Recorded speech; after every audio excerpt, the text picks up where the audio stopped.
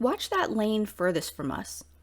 That's a Tesla Model S in full self-driving mode, changing lanes and phantom braking on its driver. 8 vehicles, 9 people injured, including a 2-year-old, and an hour of blocked traffic on the Bay Bridge, right around Thanksgiving time. And the irony?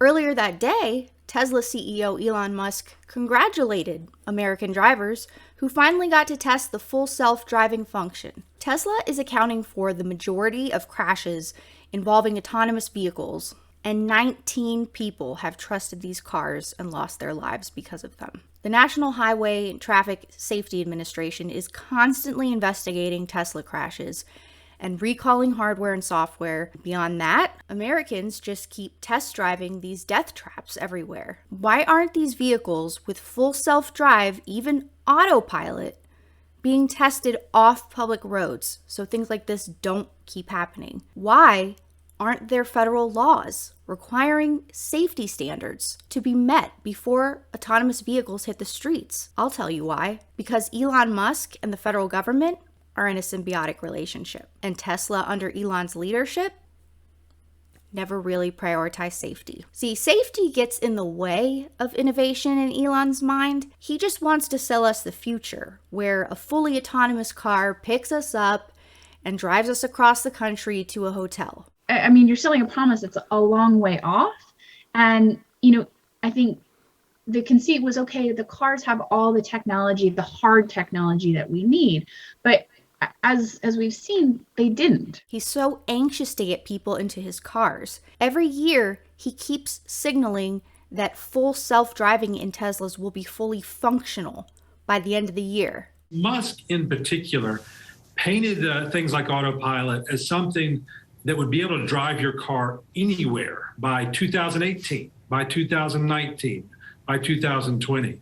None of that happened, obviously, but it was shocking, and to a degree it's still shocking, how many people still believe that this is a technology that's on the verge of doing what he says it will. So there's a rating system for autonomous vehicles describing how much it can actually function on its own. Tesla's vehicles are around an SAE, or Society of Automotive Engineers 2. Tesla's website says the current FSD features do not make the vehicle autonomous and that the driver must still pay attention and keep hands on the wheel. Yet Elon talks about these vehicles as though they are an SAE 4, which does not require the driver's attention nearly as much. Tesla started beta testing a couple years ago, and now hundreds of thousands of people are road testing the SAE 2 despite the company's advice, which is it may do the wrong thing at the worst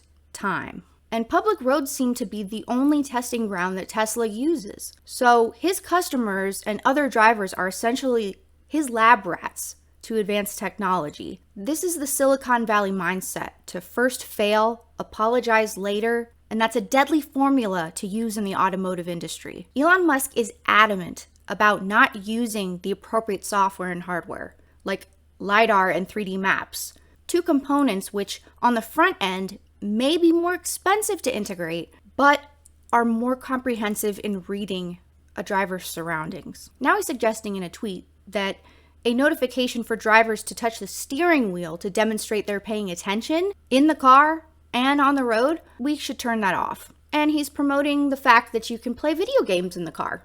On the regulatory side, lucky for Elon and Tesla, the US government doesn't really care to update vehicular safety law. Congress hasn't passed autonomous vehicle legislation beyond the House.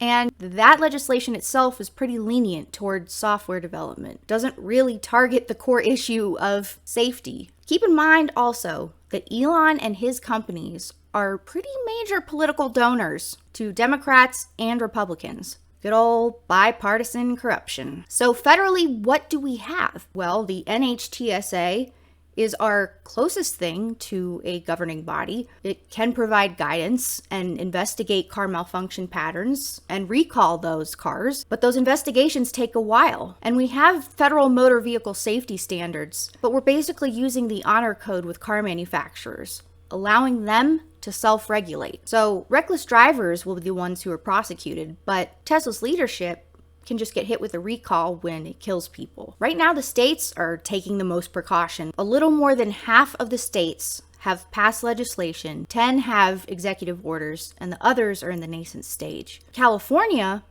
one of the more aggressive states, recently enacted a law that will ban manufacturers from claiming partial driving automation features are actually full self-driving vehicles. They have to be more transparent with their customers. Great, but minus Tesla, the AV industry and many Americans want federal law that broadly regulates manufacturers who use their engineering projects on our public roads. So why don't we force car makers to seek pre-approval from the government? Why don't we use FAA-like transportation standards? If software can crash a plane, it can crash a car. It's just we're so competitive and free market minded in this country. We can't take the time to get it right, and it costs people their lives.